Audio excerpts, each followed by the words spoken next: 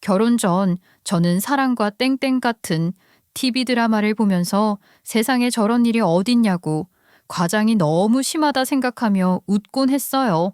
그땐 미처 몰랐죠. 텔레비전 속에 나오는 것보다 더 기가 막히고 코가 막힌 일을 제가 겪게 되리라고는요. 남편과 그 가족들로부터 상상도 못한 개막장 드라마급 배신을 당하고 난 뒤 통쾌한 복수 후 제 삶과 제 자신을 되찾게 된 이야기를 지금부터 들려드리려고 해요. 그럼 지금부터 시작해 볼게요. 저는 30대 중반의 직장인이에요.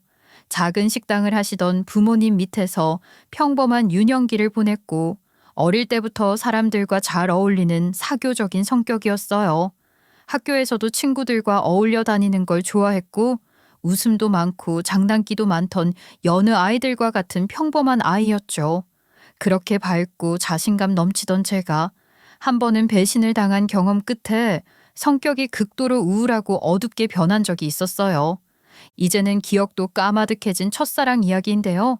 전 중학교 3학년 때부터 학교에서 아주 인기가 많고 잘생긴 동급생 남자친구와 연애를 시작했어요.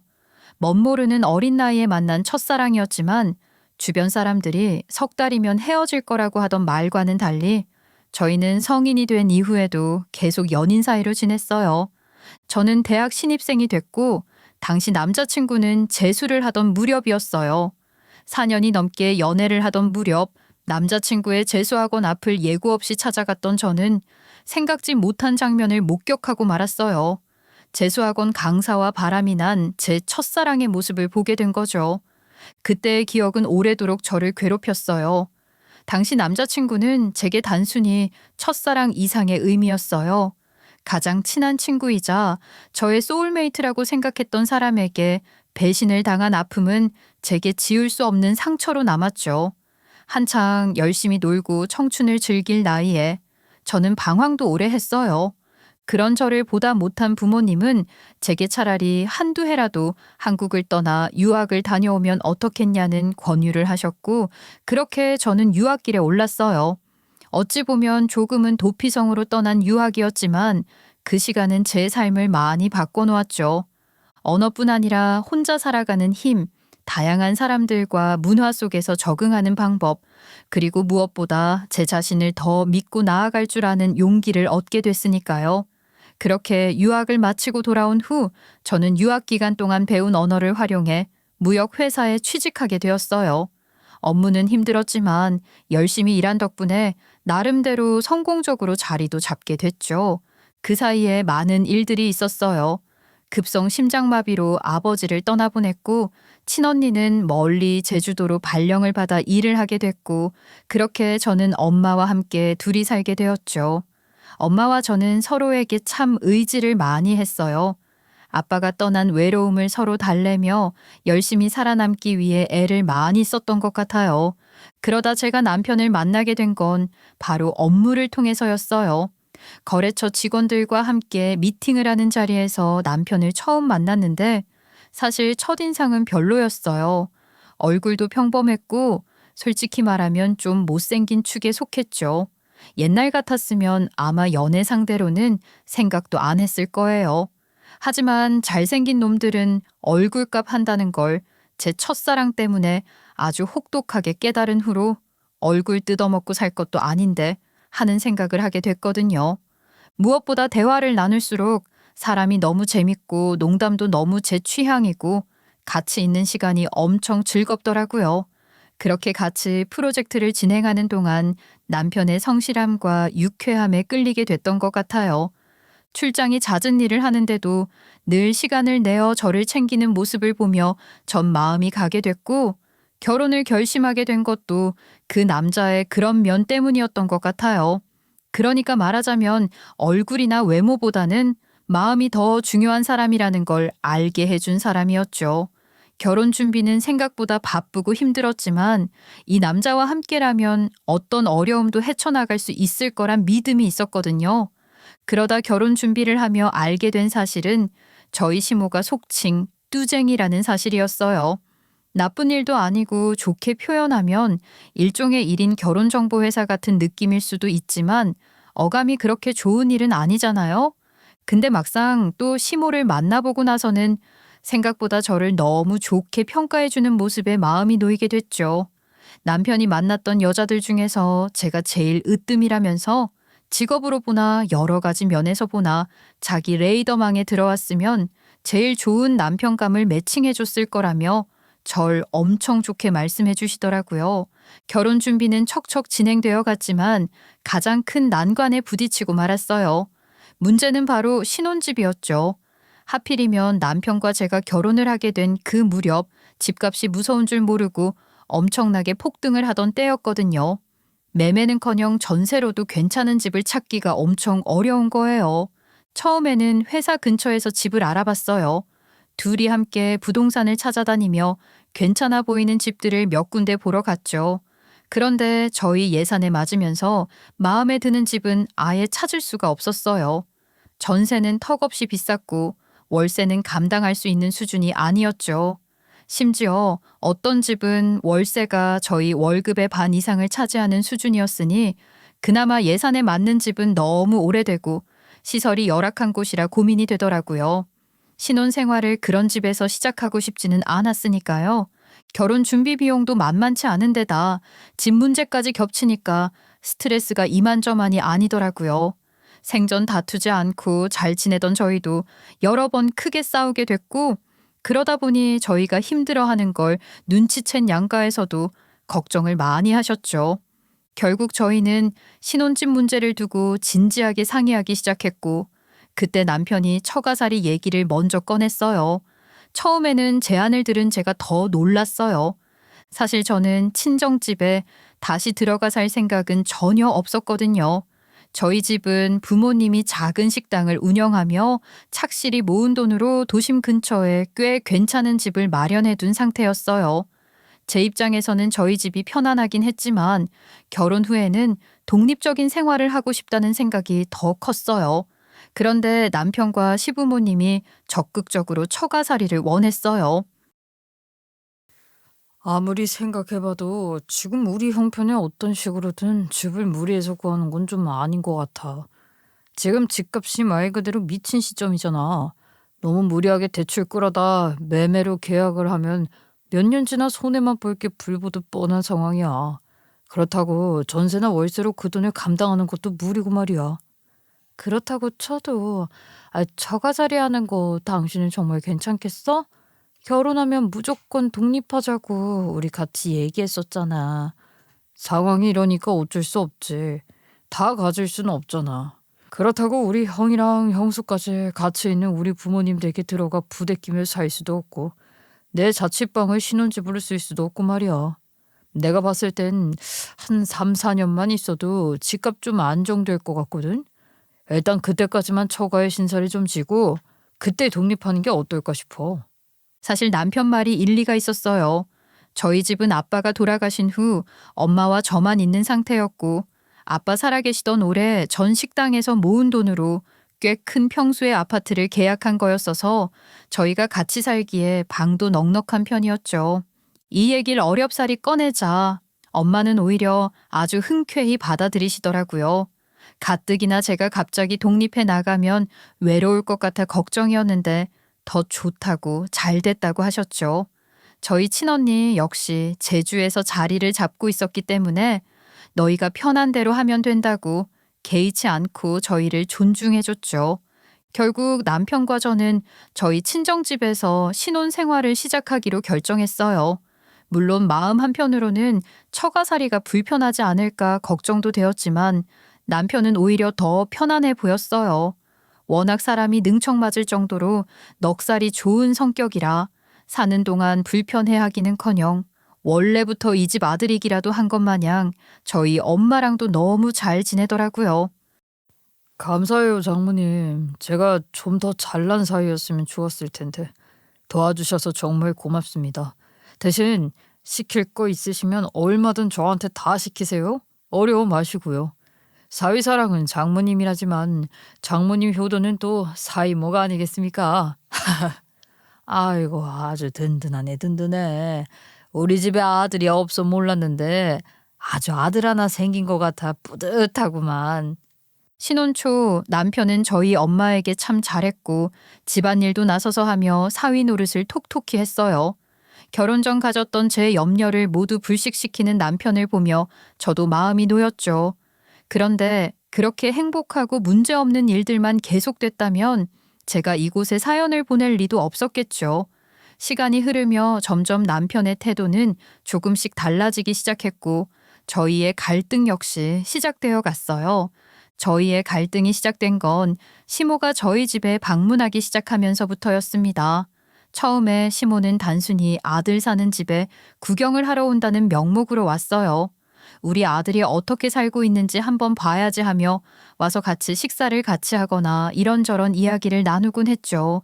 처음엔 충분히 그럴 수 있는 일이라고 생각했어요. 저희 엄마도 시모를 극진히 대접하며 잘 맞아줬고요. 그런데 어째 그 방문이 점점 잦아지는가 싶더니 어느새 시모의 방문은 정규 고정 스케줄이 되어갔고 일주일에 두세 번, 심하면 네다섯 번까지 오기 시작하는 거예요. 거기다 단순히 집에 와서 시간을 보내는 것에 그치지 않고 저희 집 구석구석을 간섭하며 참견하기까지 해대죠. 소파가 너무 딱딱해서 허리에 안 좋지 않겠냐는 둥, 자기 아들 방이 너무 작지 않냐는 둥, 방 4개 중에 엄마가 딱 하나 쓰시고 3개 중에 하나를 저희 침실용, 하나는 창고용, 그리고 남은 제일 작은 방 하나를 남편 개인용으로 빼주기까지 했는데 말이에요. 에이, 엄마, 그래도 장모님이랑 이 사람이 나 생각해서 방까지 빼주신 거야. 아이, 그래. 그건 고마운 일이다만. 그래도 제일 작은 방이잖니. 너 초등학교 때도 이보다는 큰 방 썼는데. 아니, 아무리 처가살이라고 해도 너무 사위 대접을 안 해주는 거 아니야? 아유, 어머님, 그건 아니에요. 사위 대접 안 해주는 집에서 남편 취미용으로 따로 방까지 빼주시나요? 아이, 그리고 어머님이 못 보셔서 그렇지. 이 사람 거실도 아주 자기 방처럼 쓰는 사람이에요. 오히려 빤스바람으로 드러누워 있어서 제가 엄마 보시는데 조심하라고 주의까지 줄 정도인데요. 남자가 집에서 그 정도 할 수도 있지. 넌 그런 것도 못하게 말리니? 아니, 그런 말이 아니라요, 어머님. 서로 민망할 수 있는 건 조심을 하는 게 좋으니까요. 아유, 아무튼 내가 민수 너 처가살이 시켜놓고 도통 잠이 안 온다, 잠이 안 와. 명색이 젊은 처녀 총각 짝 맞춰주는 일 한다는 내가 너를 이런 집에 보내놓고 잠이 오겠니? 시모의 한탄을 들을수록 화가 팍 솟구치더라고요. 그렇게 잘난 아들놈이면 지들이 번듯한 집이라도 한 채 해서 근사하게 살게 하면 되잖아요. 자기들도 어차피 능력 안 돼서 집 구해줄 형편도 못 되는 걸 구축이긴 해도 46평짜리 아파트에 지 개인 방까지 쓰게 해준 저희 친정에 와서 할 말은 아니죠. 게다가 제 남편 진짜 능구렁이 같이 넉살 좋은 편이라고 했잖아요. 남편은 거실에 양말도 아무렇게나 휙 던져놓고 과자 부스러기를 카펫에다 죄다 흘려가면서 낄낄대고 TV를 보는 사람이었어요. 저희 엄마 눈치는 보지도 않았고요. 오히려 저희 엄마가 사위가 눈치 볼까 주눅들까 함부로 말 한마디 얹지 않으셨죠. 그런데도 시모는 마치 저희 집이 남편을 홀대하는 것 마냥 사람을 몰아가니까 화가 나겠냐고요, 안 나겠냐고요. 결국 그렇게 차곡차곡 쌓여가던 감정은 어느 날 시모가 또 저희 집에 들이닥쳐서는 마음대로 가구 배치를 이렇게 해라 저렇게 해라 참견을 해대던 날 폭발하고 말았죠. 어머니, 저도 웬만해선 그냥 이해하고 참고 넘기려고 했는데 아무리 생각해도 정말 너무 심하시네요. 여기 저희 신혼집이기 이전에 저희 엄마까지 사시는 친정집이에요. 자주 놀러 오시는 것까지야 그렇다 쳐도 어떻게 저희 부모님이 오래 쓰시던 가구까지 어머님 마음대로 이렇게 해라 저렇게 해라 참견을 하시는 거예요. 어머, 얘가 말하는 것 좀 봐. 내가 뭐 니들 잘못되라고 그러냐? 너 내가 뭐 하는 사람인지는 알지? 결혼시키고 잘 사는지 점검하고. 그게 내일이야, 내일. 근데 내가 생판 남들한테도 하는 걸 우리 아들한테는 못하니? 그래도 정도가 너무 심하시니까 드리는 말씀이에요. 제가 오죽하면 이런 얘기를 하겠어요? 아니, 내가 뭘 어쨌다고. 아이고, 이렇게 토끼 눈에 뜨고. 그래, 엄마. 엄마가 좀 심했어. 아무리 엄마가 우리를 위해서 하는 마음인 건 알지만 그래도 여기는 엄연히 장모님 댁이기도 하잖아. 평생 살아오신 방식이 있는데 아무래도 장모님도 불편하실 거고 나도 더 이상 눈치 보고 민폐 끼치고 싶지 않아. 솔직히 나도 엄마가 자꾸 그러면 괜히 눈치만 보이고 난감하단 말이야. 아니, 눈치? 민폐? 야, 너 그런 취급당하고 사니 민수야? 아니, 그런 뜻이 아니라, 아유, 엄마. 그래, 알았다. 내가 이 집에 다 아시는 발기라 나마. 그러니 너도 사부인한테 전해라. 내가 다 아시는 이 집에 와서 이래라 저래라 안 할 테니까 그 사부인도 2번 다시는 내 아들한테 눈치 주지 마시라고. 알았지? 그렇게 그날 이후 시모는 저희 집에 발길을 뚝 끊게 됐어요. 시모가 단단히 삐진 상태로 나가긴 했지만 그래도 솔직히 전 통쾌하기도 했고 묵은 체증이 내려가는 기분이었어요. 저희 사이를 계속 이간질해대던 시모가 발길을 끊고 나니 서로 화낼 일도 사라졌고 그렇게 한동안은 저희 사이에도 평화가 찾아온 듯 했습니다. 그런데 결혼 2년 차에 접어들면서 어째 점점 남편의 행동에서 어딘가 모를 미심쩍은 점들이 느껴지기 시작하는 거예요. 남편은 출장이라고 나갔다가 연락이 안 되거나 자기가 어디에서 뭘 하고 있는지를 세세히 말하지 않고 숨기는 경우가 많아졌어요. 물론 남편의 직업이 원래 출장이 잦은 일이었으니 어느 정도 이해는 했지만 감이 영 안 좋은 거예요. 뭔가 미묘하게 달라진 태도들, 미묘하게 쎄한 구석들이 자꾸 느껴졌고 저도 모르게 자꾸 의심이 커지게 됐죠. 하지만 그렇다고 뚜렷한 증거는 없었고 남편한테 따져 묻기에도 상황은 애매했죠. 엄마가 보기엔 어때? 김서방 말이야. 진짜 별일 아닌 것 같아? 내 보기엔 아무 문제 없다. 의심하지 말고 그냥 믿어줘.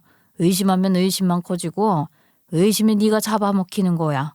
출장이다 뭐다 해서 바쁘지만 생활비 한 번 밀린 적 없고. 아니 성실히 일만 잘하잖니. 제가 엄마에게 얘기를 꺼낼 때마다 엄마는 계속해서 저를 안심시키셨어요. 하지만 엄마로선 달리 무슨 말을 할 수 있겠나 싶더라고요.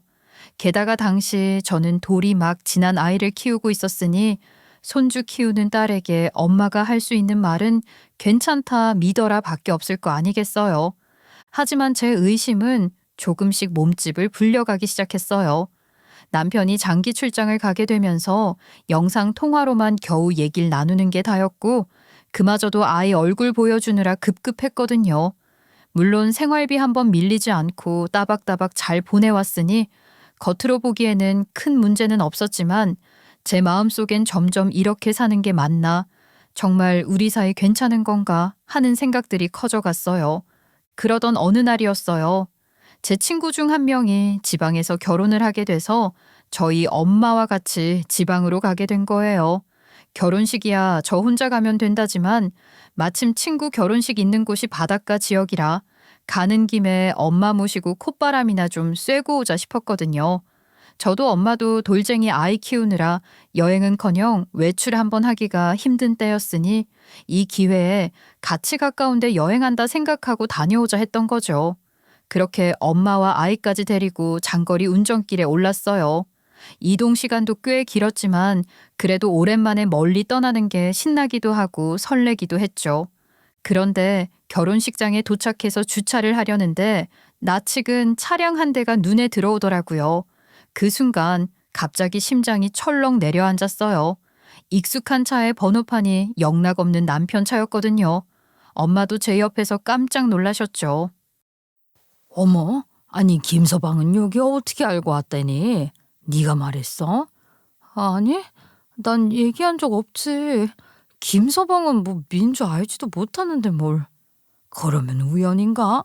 아니 무슨 이런 우연이 다 있대. 그러게 말이야. 무슨 일이야 이게. 웨딩홀이라 결혼식이 민주식만 있는 것도 아니고 여러 식이 열릴 테니까 다른 데 왔나 보다. 엄마 말대로 처음에는 남편이 아는 사람 결혼식에 왔나 보다 싶었어요. 워낙 출장도 많고 인간관계가 넓은 사람이라 제가 모를 수도 있겠다 싶었죠. 저희는 장기 출장 때문에 서로 일상적인 소식을 자주 공유하지 않았거든요. 남편도 제가 이 결혼식장에 올 줄 몰랐을 테니 확률 낮은 우연이긴 해도 전혀 이해가 안 되는 일은 아니었죠. 그런데 그 순간 엄마가 제 팔을 치면서 뭔가를 가리키셨어요. 얘 저기 네 시동생 아니니? 저기 있는 사람 좀 봐봐. 어머, 그러네? 서방님이 왜 여기? 그러면 우리 뭐 시댁 쪽 친척 결혼식인가? 에휴, 그러면 너한테도 연락을 했겠지. 아니면 뭐 너희 시동생 친구 중에 누가 결혼하는 걸 수도 있겠다. 다 같이 친하다 보면 동생 친구 결혼식에도 참석하고 할 수 있으니까. 그럼 진짜 시동생 친구가 결혼을 하는 건가? 이런저런 생각이 뒤엉켰지만 불길한 예감이 마음 한구석에서 커지기 시작했어요. 복잡한 머리를 안고 친구 결혼식장에 들어갔지만 이미 저는 친구를 축하할 마음에 여유가 없었어요. 전 친구에게 간단히 축하 인사만 하고 얼른 남편을 찾으러 다니기 시작했죠. 식장은 층별로 2개씩 홀이 나뉘어져 있어서 한참을 오르락 내리락 했어요. 엄마한테 아이를 맡겨두고 급한 마음에 정신없이 뛰어다녔죠. 신랑 신부 이름이 적힌 팻말을 보고 다녔는데도 제가 아는 이름은 하나도 보이지 않았어요. 그 순간부터 초조함이 걷잡을 수 없이 밀려오기 시작했어요. 별별 기분 나쁜 예감이 다 들더라고요. 머릿속은 혼란스러웠고 불안감은 점점 커졌죠. 저는 계속해서 정신없이 홀을 오르락 내리락하며 남편을 찾아다녔어요. 뭔가 잘못된 걸까 싶으면서도 어떻게 된 일인지 분명하게 확인을 하지 않으면 견딜 수가 없을 것 같더라고요. 그러다 발길에 이끌려 한 홀에 들어서게 됐는데 신랑 입장을 기다리며 앞을 응시하고 있는 남자를 보게 되었어요. 멀리서 뒷모습만 보였는데 저도 모르게 눈이 멈췄어요. 그 남자가 바로 제 남편 같았거든요. 뒷모습으로 보이는 모습이 영락없는 제 남편의 모습이었어요. 남자는 한 손으로 넥타이를 만지작거리고 있었고 그건 바로 제 남편이 긴장할 때 하는 행동이었어요. 남편에겐 한 손으로 넥타이 매듭을 느슨하게 했다가 다시 조이고 또 손으로 목을 만지는 습관이 있었어요. 회사 프로젝트 당시 임원들에게 발표를 할 때도 그 습관을 보였고 저희가 결혼할 때도 마찬가지였어요. 원래는 그저 귀엽고 사랑스러운 습관이라고 생각했지만 지금은 다른 의미로 심장이 미친 듯이 뛰기 시작했어요. 머릿속이 하얘진 상태로 저는 앞쪽으로 성큼성큼 걸어갔어요. 남편의 뒷모습이 점점 가까워졌고 마침내 입장을 앞둔 신랑의 얼굴을 확인했을 때 제 발걸음이 멈춰버렸어요. 그 남자는 역시나 제 남편이 맞았어요. 남편은 신랑 입장을 앞두고 긴장한 채 연신 넥타이를 풀었다 조였다 하고 있었고 저와 남편의 시선이 딱 마주쳤을 때 남편의 표정은 말 그대로 얼어붙고 말았어요. 얼굴이 하얗게 질려 눈만 크게 뜨고 저를 바라보더군요. 신랑 입장을 알리는 음악이 울려 퍼졌고 하객들이 환호하며 박수를 치고 있었지만 저도 남편도 가만히 멈춰 있었죠. 제 귀엔 아무 소리도 들리지 않았어요. 온 세상이 조용해진 것 같았어요. 너무 어이가 없고 황당해서 아무 말도 못하고 있던 제 입에서 저도 모르게 기차 화통 같은 큰 소리가 터져 나왔어요. 야, 이 새끼야, 너 이게 뭐 하는 짓이야? 여보, 그게 어떻게 된 거냐면, 당신이 어떻게 여기를 알고 와서? 야, 이 쓰레기야, 너 지금 결혼식에 네가 하객이 아니라, 그러니까 신랑으로 입장을 한다는 거지 지금? 여보, 잠깐만. 그게 아니야. 내가 설명할게. 잠깐만. 아니긴 뭐가 아니야, 이 새끼야. 신랑 입장 앞둔 게 아니면 뭔데 이게? 남편 놈은 사색이 돼서는 말도 안 되는 변명을 늘어놓기 시작했고 저는 절 붙잡아대는 남편 놈의 손을 뿌리치고 소리를 질렀죠. 신랑 입장을 알리는 음악 소리에 묻혀 하객들은 몰랐겠지만 식장 바로 바깥에선 저희의 육탄전이 벌어지고 있었어요. 저는 손에 잡히는 대로 화환에 있던 꽃들을 집어들고 놈을 무차별적으로 때리기 시작했어요. 혹자는 책에서 꽃으로도 때리지 말라고 하던데 남의 결혼식 화환을 들고 제 남편을 패드패게 될 줄 저라고 상상이나 했겠어요? 제가 남편을 향해 손이며 발이며 있는 대로 닥치는 대로 뻗고 차고 해대자 어디선가 몰려온 웨딩홀 관계자들이 저를 가로막더라고요. 손님 일단 진정하시고요. 여긴 다른 결혼식 손님들도 계신 곳입니다. 이렇게 소란을 피우시면 안 되죠. 일단 진정 좀 하시고. 저더러 진정하라고요? 지금 저게 제 남편 놈이라고요. 내 남편 새끼가 지금 딴 년 손 붙잡고 결혼식장 걸어 들어가는데 나더러 진정을 하라고요? 고객님, 지금 이러시면 저희도 어쩔 수 없습니다. 영업방해로 신고하는 수밖에 없다고요. 다른 직원들이 달려와 제 팔을 붙잡았고 심지어 제 손목을 잡으려는 사람까지 있었어요. 아무리 직원들은 자기 일을 하는 거라지만 그건 시간이 지나고 난 뒤에나 그럴 수 있겠다 싶은 거고 솔직히 그 순간엔 엄청 억울하고 서럽고 너무한다 싶더라고요. 저는 엄연한 피해자인데 어떻게 나를 내쫓으려고 드나 싶고 말이죠. 아유씨, 알겠어요. 알겠다고요. 내가 내 발로 나갈 테니까 이거 놔요. 아우, 이거 놓으라고요. 조용히 나가주시면 신고는 하지 않겠습니다. 직원들 탓에 저는 결국 제 발로 그곳을 나올 수밖에 없었고 그 순간 신랑 이름이 적힌 보드가 제 눈에 들어왔어요. 식장 앞에는 제 남편 이름인 김민수 대신 김서준이란 이름이 써 있더라고요. 이것들이 이름까지 바꾸고 뭔 짓을 꾸미고 있는 거야? 싶었어요. 시동생까지 와 있는 걸 봤으니 아마 저 안엔 시부모도 와 있는 게 틀림없을 테고요. 당장 식장 안으로 달려들어가 시부모와도 맞짱을 뜨고 싶었지만 웨딩홀 측의 강경한 대응 탓에 저는 결국 친구 결혼식도 보지 못한 채 쫓겨나다시피 나와 제 차 안에 돌아와 앉아 있었죠.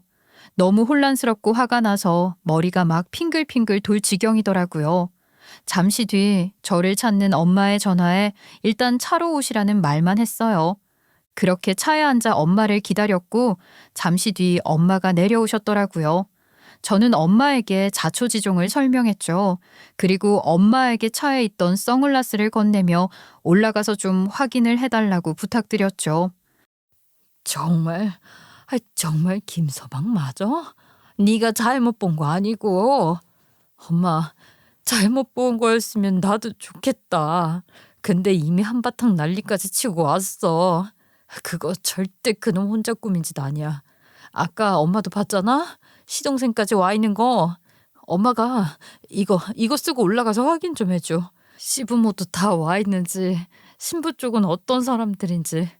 4층 다이아홀이야. 저는 엄마를 적장에 올려보낸 뒤 차 안에서 아이를 품에 안고 기다렸어요. 머릿속이 점점 복잡해지더라고요. 다시 식장으로 들어가서 다 뒤집어 버릴까도 싶었고 난장판을 만들어 놔야 속이 풀릴 듯도 싶었어요. 아니면 그냥 드러누워서 울고불고 소리치면 어떻게든 관심이 쏠리고 일이 커지지 않을까 싶기도 했죠. 하지만 그러다 자칫 제가 고소라도 당하면 피해자인 제가 오히려 가해자가 될 것 같아서 결국 참는 수밖에 없었어요. 대신 더 효과적이고 치밀한 복수 방법이 뭐가 있을지 침착히 생각하기 시작했죠. 잠시 뒤 상황을 살펴본 엄마가 돌아와 상황을 들려주셨어요. 엄마가 식장에 슬쩍 들어가 주변 사람들 이야기를 들은 바로는 신부 쪽 집안은 꽤 잘 사는 집 같다고 하더라고요. 하객들끼리 모여 수군대는 얘기를 들으니 신랑이 복 터졌다, 지역 유지라 알부자다, 그런 얘기가 들렸다고요. 거기다 시부모가 혼주석에 앉아 있었다는 것도 엄마가 보고 와서 말해 주셨죠. 그게 결정적이었어요. 시부모가 이 모든 걸 알고 있었다는 게 확실시되는 순간이었죠. 남편이 장기 출장 핑계로 집에 들어오지 않던 것도 다 이것 때문이었구나. 모든 게 다 꿰어 맞춰지기 시작했어요. 엄마와 차 안에서 상황을 정리하다 보니 머릿속에서 화가 점점 부글부글 끓어오르더군요. 도저히 참을 수가 없었어요. 식장 안에서 소란을 일으키면 저를 신고하든 고소하든 할 수 있댔지만 식장 밖에서 벌어지는 일까지야 웨딩홀도 상관없는 일 아니겠어요? 저는 놈들이 식장 밖으로 나오기만을 기다리며 이를 갈기 시작했습니다. 아까 그런 일이 있었으니 아마 남편 놈도 입이 바짝바짝 마르고 있을 거다 싶었어요. 아니나 다를까 50분쯤 지났을 무렵 식이 끝났는지 제 휴대폰이 울리기 시작했어요. 역시나 남편 놈이었죠. 처음에는 한두 번 울리다 마나 싶었는데 전화를 받지 않으니 계속해서 걸어오더라고요. 전화가 끊어졌다 싶으면 다시 울리고 다시 끊어졌다 싶으면 또 울리고 제가 전화를 받지 않자 초조했는지 문자까지 오기 시작했어요. 여보, 내가 다 설명할게. 정말 큰 오해야. 한 번만 얘기 좀 들어줘 같은 뻔한 메시지들이 계속해 울렸죠. 아이고야, 그놈 새끼 진짜 겁이 나긴 나나 보다. 왜 안 그러겠어? 너한테 뒤지게 얻어맞다. 얼떨결에 걸어 들어갔으니 지도 화장실 들어갔다 뒤 안 닦고 나온 기분이겠지. 이것들 진짜 나오기만 해봐라. 저는 남편 놈의 전화를 끝까지 받지 않았어요. 그저 조용히 차 안에서 대기하면서 다음 단계를 생각하고 있었어요. 식장이 끝나고 남편과 그쪽 가족들이 나오는 순간이 곧 올 거라는 걸 알고 있었으니까요. 지금 제 머릿속은 놈들을 어떻게 처참하게 무너뜨릴지에 대한 생각들만으로 가득 차 있었어요. 기다리던 시간이 끝나고 마침내 식장 입구 쪽에서 남편과 시모를 포함한 시가 쪽 인간들이 보이기 시작했어요. 남편은 제가 튀어나올까 걱정이 됐는지 안절부절 못하며 두리번거리고 있었고 시부모는 사람들과 인사를 나누며 활짝 웃고 있었죠. 제 심장은 미친 듯이 뛰기 시작했지만 머리는 더 차분해졌어요. 드디어 내 차례구나 싶었죠. 저는 아이가 아주 푸지게 싸놓은 기저귀를 단단히 쥐고 차에서 내렸어요. 기저귀는 아까 엄마가 갈아주고 난 후 바로 비닐에 싸서 보관해뒀던 건데 지금이 딱 그 쓰임새를 발휘할 때였죠. 신선한 응가맛 한번 제대로 봐라 하는 마음으로 기저귀를 양손에 쥐고 차 밖으로 나섰습니다. 놈들을 향해 한 발 한 발 가까이 다가가던 중 남편이 저를 알아보고 눈이 휘둥그레졌어요. 바로 그 순간 저는 양손에 쥐고 있던 기저귀를 옴팡지게 쥐고서 남편과 시모의 얼굴을 향해 정확히 가격했죠. 여보, 여기서 뭐? 여기서 이러고들 있네? 내가 네 결혼 소식을 너무 늦게 알아버려서 딱히 선물은 준비를 못했는데 우리 애가 푸지게 싸놓은 거나 받아들까라. 옛다 선물이다. 저는 놈들의 얼굴에 기저귀를 짓눌렀어요. 그냥 던지기만 하면 재미없죠. 아주 정확한 부위에 정확한 물건을 명중을 했습니다. 저희 아들이 진짜 효자인 게 하필이면 또 묽은 똥을 잘도 싸줬더라고요. 딱딱한 것이면 별로 재미가 없을 텐데 아주 묽은 걸 제대로 싸준 탓에 놈들의 얼굴에 묻은 갈색의 무언가는 목을 타고서 옷까지 흠뻑 적시며 흘러내렸죠. 이게 뭐야, 씨. 야, 이게 미쳤나? 너 이게 뭐 하는 짓이야?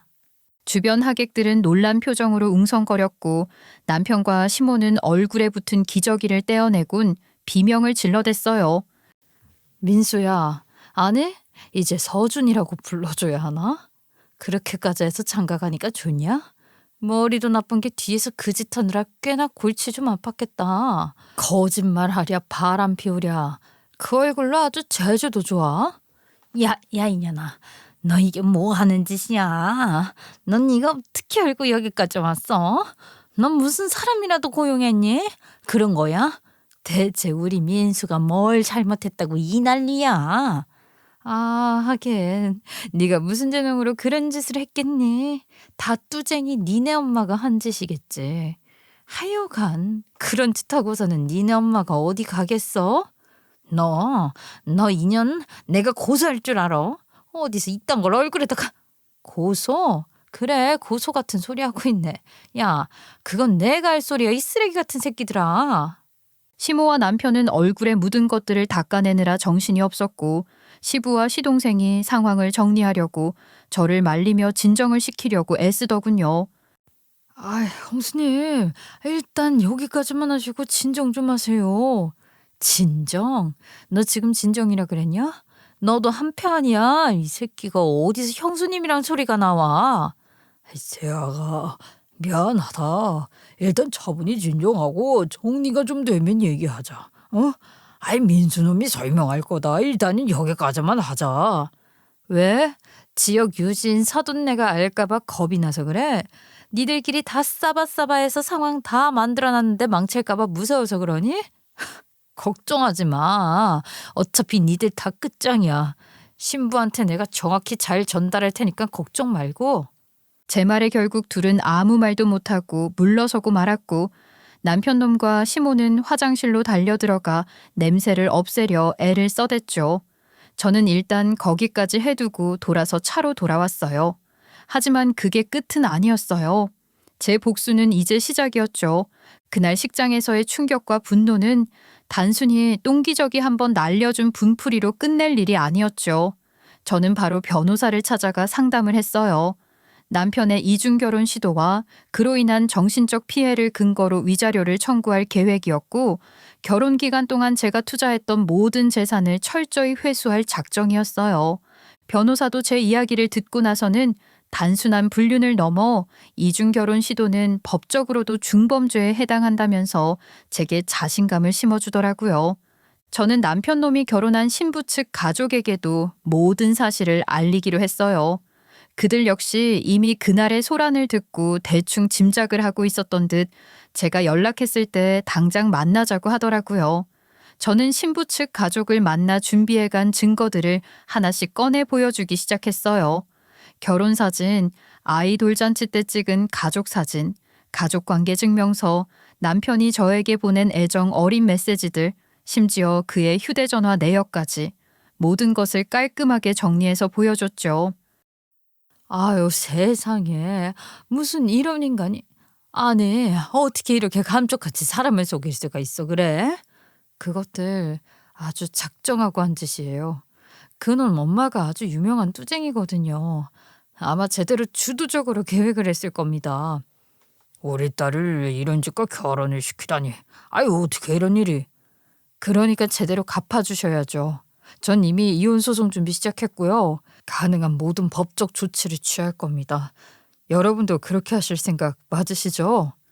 당연하죠. 아유, 어떻게 감히 우리 가족에게 이런 짓을. 절대 참고 볼 수만은 없습니다. 최대한 줄 수 있는 벌은 다 받게 해야죠.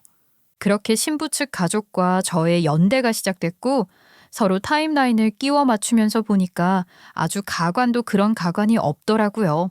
보니까 남편은 신부 측 가족의 재산에 눈이 멀어 장기 출장을 핑계로 이중 생활을 벌이며 새로운 결혼을 준비하고 있었던 게 분명했어요.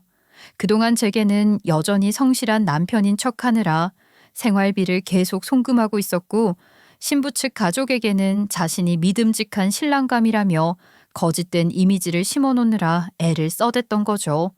그리고 역시나 이 모든 계획의 배후에는 시모가 있었어요.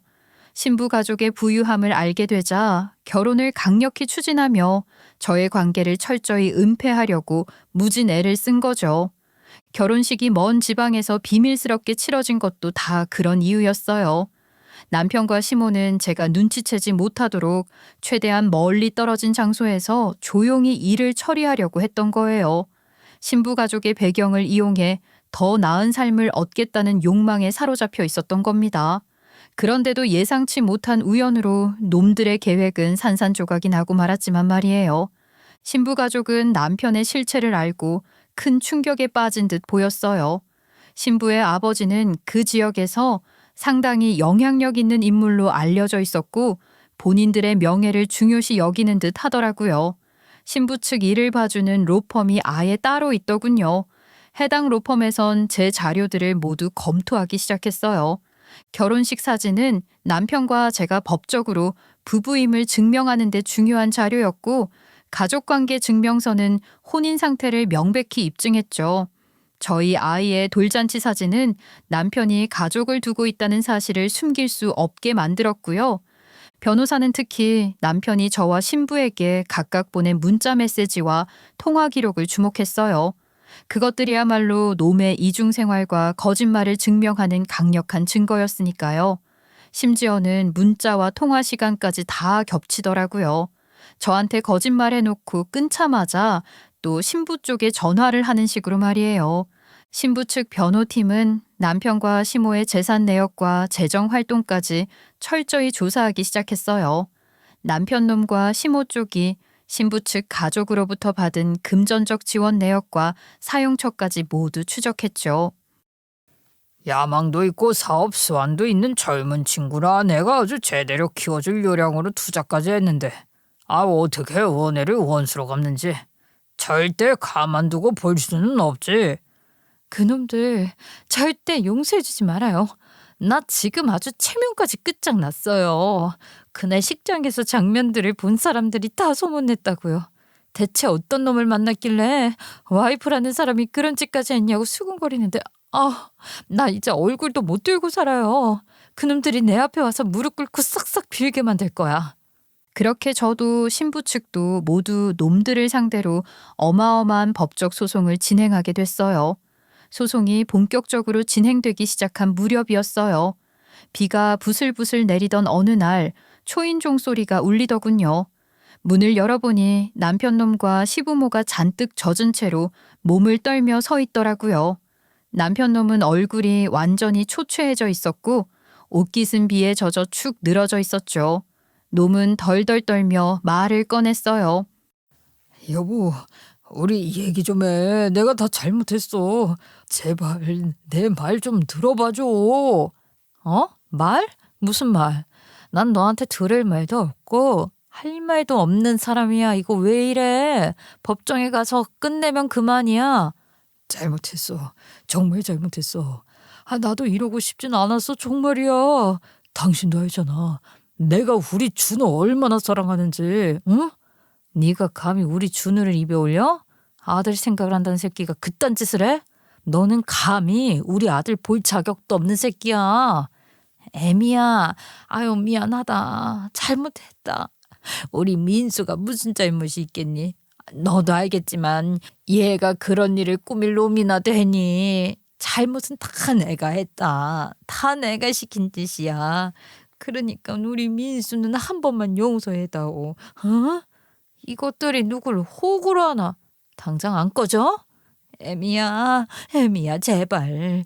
잘못은 다 내가 했으니까 제발 우리 민수만이라도 용서해주면 안 되겠니? 네 아들이 뭐 8살이니? 네 아들 새끼 나이가 38이야. 부모가 시킨다고 그런 짓 하는 덜 떨어진 새끼면 더더욱 내가 같이 살 이유가 없지? 다 됐고 당장 나가. 애미야 한 번만 응? 아유 이렇게 부탁하마. 왜? 똥기저귀 맛이 그리워서 이래? 한 번 더 얼굴에 뿌려줘 확. 그쪽은 그때 안 맞았잖아. 그쪽도 해줘? 여보 갑시다. 민수 너도 가. 똥기저귀는 무서웠던지 같이 무릎을 꿇고선 아무 말도 없이 앉아있던 시부가 쏘스라치게 놀라더니 제 부인과 아들을 얼른 일으켜 세우더군요. 이미 변호사랑은 얘기 다 끝냈고 니들이 찾아와서 내가 마음 바뀔 거라 생각하면 오산이야. 그리고 우리 준우 만날 생각은 꿈도 꾸지 마. 너 같은 새끼 아빠라고 부르게 하면서 키우지 않을 테니까. 그렇게 셋을 내쫓고 나서 저희 엄마가 갑자기 분주히 뭔가를 막 들고 나오시더라고요. 그러더니 베란다로 달려가서는 놈들이 나가는 타이밍에 맞춰 음식물 쓰레기를 더미로 놈들의 머리 위로 뿌려버렸죠. 저희 집이 2층인지라 명중률이 100%였어요.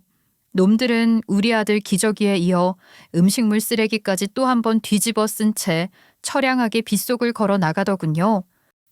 엄마, 아니 어떻게 이런 생각을 다 했어?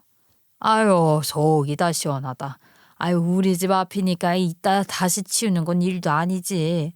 그래도 저놈들이 그 냄새 나는 걸 이 빗속에 다 뒤집어 쓰고 갈 걸 생각하니까 이 속이 아주 다 시원하네. 그렇게 저희 엄마 몫의 복수까지 끝낸 얼마 뒤 법정에서 저와 신부 측 가족은 각자의 피해 사실을 진술했어요. 저는 결혼 기간 동안 남편이 가족으로서의 책임을 다하지 않고 저와 아이를 방치한 채 거짓말로 이중 생활을 지속해온 사실을 고발했어요. 남편이 장기 출장이라는 핑계로 다른 지역에서 새로운 결혼을 준비하면서 저희를 철저히 기만했던 점을 상세히 말했죠. 신부 측 역시 자신이 얼마나 교묘하게 속았는지를 증언했고요.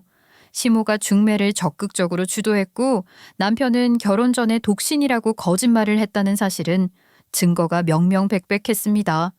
결국 법원은 남편과 시가의 행위를 악의적이고 계획적인 기만으로 판단하며 강력한 판결을 내렸어요. 남편에게는 저에 대한 위자료와 재산 분할 명령이 내려졌고 시모에게는 허위 정보를 제공하고 이중 결혼을 은폐하려 한 공모 행위에 대해 벌금형이 부과됐어요. 신부 측 가족에게 손해배상을 하라는 판결이 내려졌죠. 결국 저의 전 시간은 모든 재산을 처분해야 했고 남편은 빈털터리가 되고 말았습니다. 남편과 시간은 법정에서 굴욕감을 느끼며 얼굴이 새빨개져서 고개도 들지 못하더군요. 하지만 법적 조치가 전부는 아니었죠. 저는 전 남편 놈이 평생 수치심을 느끼며 살게 만들고 싶었어요. 제가 애초에 놈을 알게 된 게 업무상 관계 때문이었잖아요. 그렇다 보니 놈의 거래처들이나 관계자들을 저 역시 알았죠. 저는 그들에게 놈의 이중 생활에 대해 슬쩍 흘렸고 소문은 삽시간에 퍼져나갔어요. 아는 사람을 통해 들으니 놈의 회사는 물론이고 거래처 관계자들 사이에까지 소문이 퍼져나가며 놈은 점차 고립되어 갔고 상사가 불러 회사 이미지를 실추시켰다며 질책까지 들었다고 하더군요. 결국 더는 회사를 다닐 수 없다고 판단하고 사표를 제출했다는 얘기도 전해 들었죠. 저는 이 모든 과정을 들으면서 몇 년간의 묵은 체증이 내려가는 기분이었어요. 회사에서마저 완전히 망신을 당하고 자신의 행동에 대해 철저히 대가를 치르게 된 놈의 모습을 상상하니 통쾌했어요. 법적 분쟁이 끝난 후 저는 아이와 함께 완전히 새로운 삶을 시작했어요. 위자료와 재산 분할로 받은 금액으로 친정 근처에 작은 집을 장만했고 친정에선 독립해 나왔어요. 비록 편부모 가정이긴 하지만 오히려 애비 노릇도 못하는 놈보단 저 혼자 키우는 게 훨씬 낫다는 생각으로 아이에게 부끄럽지 않은 엄마가 되기 위해 열심히 일하며 열심히 노력하고 있어요. 이래도 복귀에 중요한 프로젝트도 맡게 됐고 다시 예전처럼 제 삶을 찾아가고 있죠.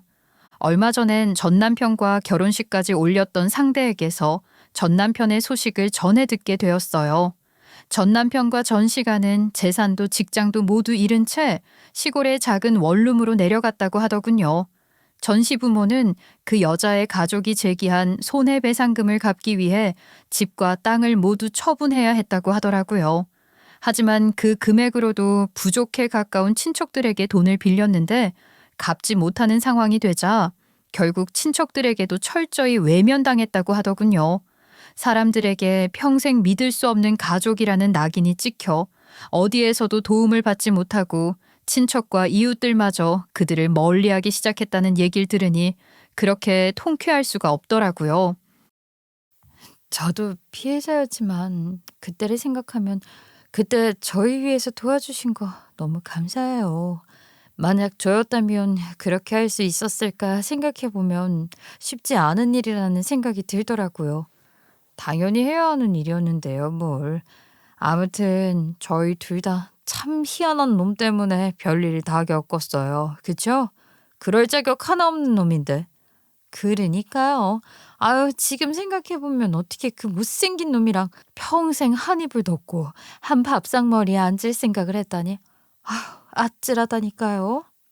전 남편 놈과 결혼할 뻔했던 상대방과 저는 묘한 동질감이 생겼고 악연 같은 관계로 시작했지만 지금은 묘한 연대감을 느끼는 사이가 되었어요. 저희 아이 선물까지 사다 주고 서로 힘이 되어주는 묘한 친구가 생긴 거죠. 저희 전 남편은 참고로 저희 아이를 만나지 못하고 있어요. 저는 전 남편이 절대 아이를 보지 못하도록 법적 접근 금지 명령을 신청했거든요. 그 덕에 아이와 저는 이제 조용하고 평화로운 삶을 살고 있어요. 아이는 저와 함께 지내며 웃음을 되찾았고 엄마까지 저희 셋은 서로를 의지하며 새로운 행복을 만들어가고 있어요. 저는 더 이상 과거에 매달리지 않아요. 그 대신 지금의 저를 사랑하며 앞으로 다가올 좋은 날들을 기대하며 살아가고 있습니다.